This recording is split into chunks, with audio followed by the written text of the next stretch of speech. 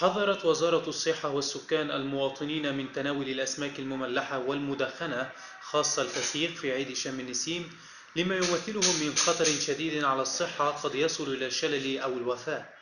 وطلبت الوزارة في بيان لها اليوم الخميس المواطنين بسرعة التوجه إلى أقرب مستشفى أو مركز علاج سموم عند ظهور أي أعراض مرضية خلال 24 ساعة من تناول الفسيخ لإنقاذ حياتهم.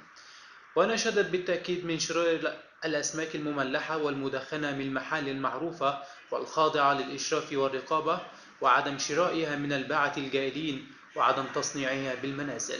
كما حذرت من الإسراف في تناول الأسماك المملحة، حيث أنها تحتوي على نسبة عالية من الأملاح قد تصل إلى أكثر من 17% من وزن هذه الأسماك، والتي قد تتسبب في ضرر شديد خاصة لمرضى الضغط وأمراض القلب وأمراض الكلى والحوامل والأطفال. وتجنب تناول رأس وعظام وأحشاء الأسماك المملحة نظرا لتركيز السموم في هذه المناطق.